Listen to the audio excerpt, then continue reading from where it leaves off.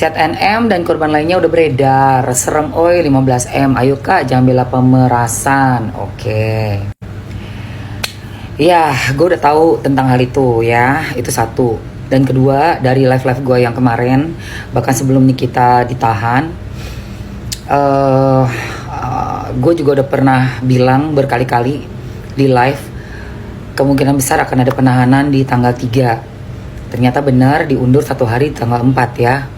Dan soal chat yang beredar, bukan gue nggak tahu, gue udah tahu juga. Memang sangat bikin kita semua shock, termasuk gue.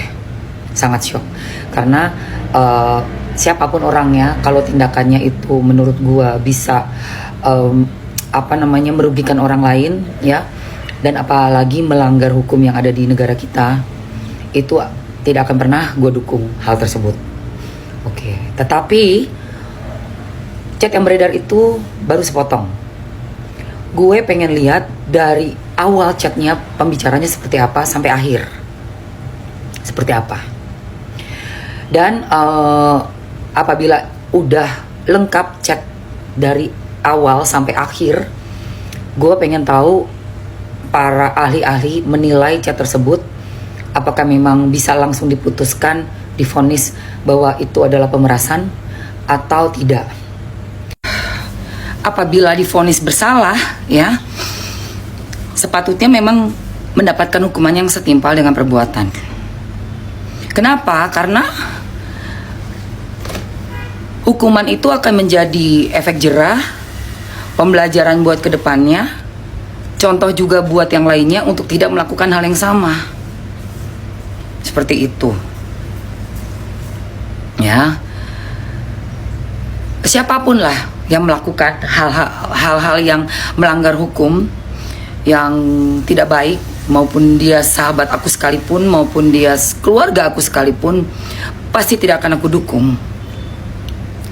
Seperti itu apabila memang melakukan suatu tindakan melanggar hukum.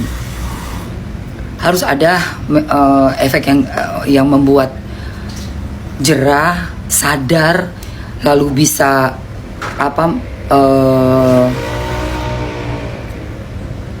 kembali ke jalan yang benar.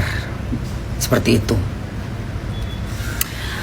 Tapi mari kita lihat sama-sama ke depannya, apakah memang sepotong chat itu bisa dibuktikan ya sebagai suatu bentuk pemerasan. Apakah ada kelanjutan dari chat itu, dan apa chat atau pertemuan atau apa yang terjadi sebelumnya. Mari kita sama-sama gali dan sama-sama kita lihat nanti. Oke? So aku cuma berdoa yang terbaik untuk semuanya, pihak-pihak yang memang betul-betul jujur, betul-betul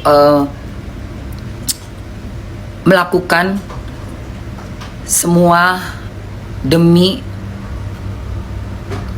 kebaikan orang banyak ya. Aku berdoa apabila orang yang jujur, yang hatinya betul-betul tulus untuk kebaikan orang banyak, akan selamat. Kalau memang betul-betul baik ya, insya Allah akan selamat.